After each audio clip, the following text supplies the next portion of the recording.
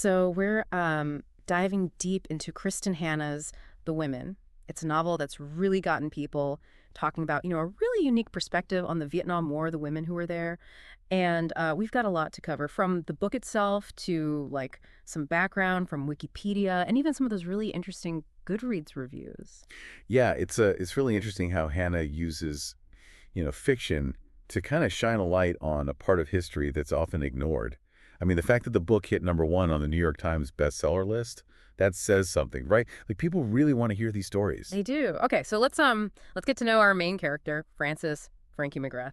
Hannah starts us off like right there with Frankie as a, young nursing student. She's living in this like idyllic bubble of Coronado Island, California. Think about it. Privileged upbringing, a really conservative family, and get this, a hero's A wall. hero's Yeah, way. it's like prominently displayed in their home. It's this constant reminder of all the men in her family who served. It kind of sets the stage, don't you think? Well, absolutely. Especially when you think about what was expected of women back then, like in the 1960s. I mean, this was a time when women were mostly expected to get married, have kids, and, just be homemakers. Yeah. So Frankie's decision to enlist in the Army Nurse Corps to go provide, critical medical care in the middle of a war, it really challenges all those norms. It really does. And it's kind of wild to think that such a huge, life-changing decision for her comes from, unlike a super simple statement she hears at a party. Someone just says, women can be heroes. And that's it. Those 4 words, they just light a fire in Frankie. Right. And that's where I think Hannah is so good, so masterful. She shows us these layers to Frankie's motivations. On the surface, yeah, she wants to be recognized, just like her brother Finley, who also enlists, another name for the hero's wall, right? But there's something deeper there, too, I think. Like this ingrained pressure on women to prove themselves in these ways that historically have always been for men. And obviously, her family's reaction is huge. I mean, her mother, Bet, she's kind of emotionally distant throughout the book, but it's really her father, Connor.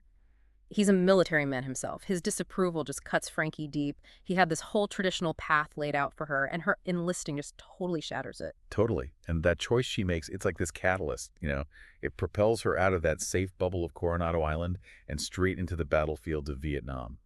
And Hannah doesn't sugarcoat it. She really doesn't shield the reader, or Frankie for that matter, from how absolutely brutal war can be. No, she doesn't. She lands at the 36th evac hospital. It's like 60 miles from Saigon. And immediately she's in this total chaos. It's heart-wrenching. And instead of textbooks and, sterile classrooms, she's dealing with mass casualties, awful injuries, and just constant death. It's a far cry from the heroism she thought she was signing up for. Right. And that's where Hannah's writing just shines. She doesn't just tell you about the horrors of war. She makes you feel it. Like, there's this one Goodreads review by Niloufer, and she says she felt transported to the jungles of Vietnam, where the echoing sound of helipads reverberates in your ears. It's visceral, it's immersive. You're right there with Frankie. You really are. You can practically hear those helicopter blades, smell the antiseptic, and, something else. Something a little more sinister. Those sensory details, they really stay with you. It makes you think about those who really went through it. Like, how do you ever really leave that behind? It's a testament to how deeply Hannah dove into the research, to those conversations she had with real nurses who were there in Vietnam. In her author's note, she talks about how much their stories inspired her, how much their bravery in the face of, just unimaginable circumstances, how much it moved her. It adds another layer to the experience of reading the book, knowing that even though it's fictionalized, Frankie's story is rooted in these real experiences. And those real-life nurses, they didn't have those moments of, camaraderie and support that Frankie finds in Ethel and Barb, her fellow nurses. Yeah, that's so true. And that's where we see how powerful female friendship can be. These women just thrown together in this intense situation, they form this, like, unbreakable bond in the middle of all that horror. They share laughter, tears, this deep understanding that you can only really find with someone who's been through something like that. Right, exactly. And there's this one Goodreads review by Dory. She points out how important these women are to Frankie's journey.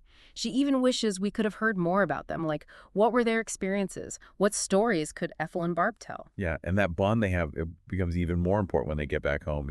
It's like Frankie, she has this idea that she's going to be welcomed home as a hero. Oh, totally. Like parades, celebrations, the whole 9 yards. But what she finds when she gets back to the States is, well, it's completely different. Yeah, coming home to a country that's so divided after a war, it's something you see a lot in war literature.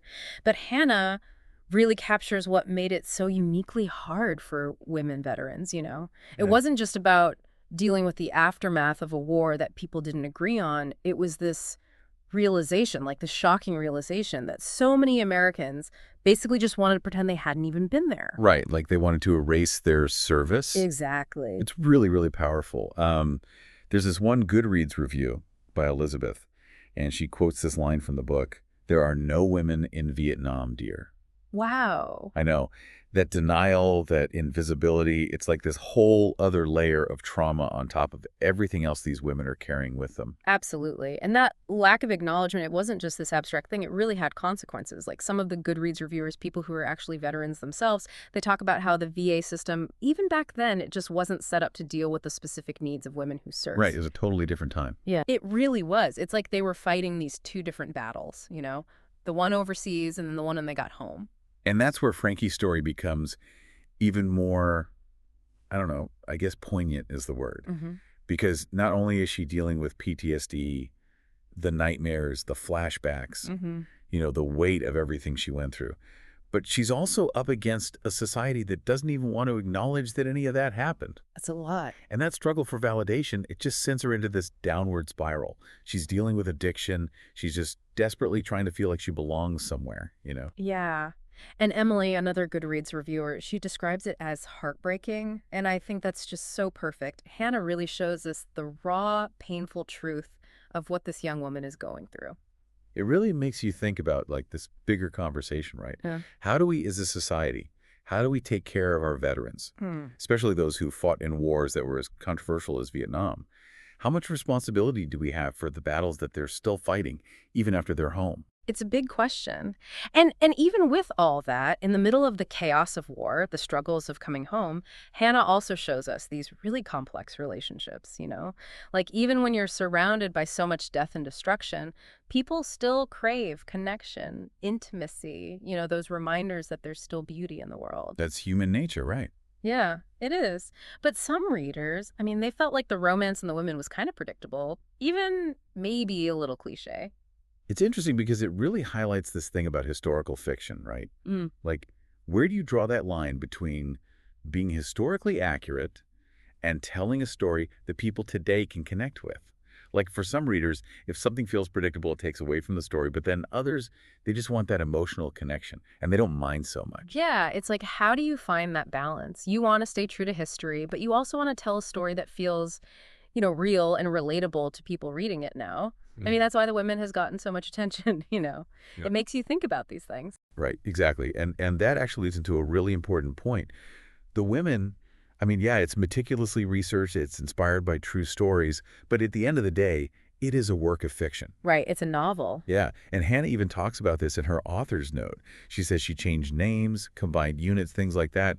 She took some creative liberties to make the story work. Which I can see how some people might see that as, like, not being true to the historical genre. But isn't fiction kind of its own way of exploring the truth? Like, by creating this whole narrative, Hannah lets us see into this world that we don't often get to see in history books. Exactly. And she doesn't make Frankie out to be this, like, perfect hero either. Not at all. In fact, it's Frankie's flaws, her mistakes, even her self-destructive moments that make her so relatable. That's so true. She's not this symbol of, unbreakable strength. She's just a woman trying to figure things out in this really messy, really difficult situation. And that's where you see those themes that we can all connect with, right? Wanting to belong, trying to find meaning when it feels like everything's been turned upside down, finding strength in the most unexpected places. Yeah. Those are things that resonate no matter what your own experiences are. Absolutely. And even the things that people criticize about the book, like some people thought the plot was predictable or that it focused too much on the romance and not enough on like the really detailed historical stuff. Even that says something about how impactful the book is. Like, there was one Goodreads review by Jen B. Bookish. She says that it's almost like Hannah went back to her roots as a romance novelist with The Women, like she was prioritizing the emotional impact over everything else. Which maybe that explains why it's resonated with so many readers. I mean, historical fiction, yeah, it's about history, but it's also about connecting with these human experiences, right? It's about empathy. It's about understanding. Maybe it's even about seeing ourselves in these stories of people who lived through these things. Totally. It goes back to why we're even talking about this book, right? The women, flaws and all, it started this conversation about a group of people who are so often left out of the history books. It shows how powerful storytelling can be. You know, it can bring these forgotten stories to light. It can make us rethink what it means to be a hero. So as you're thinking about Frankie and all the women she represents, think about this.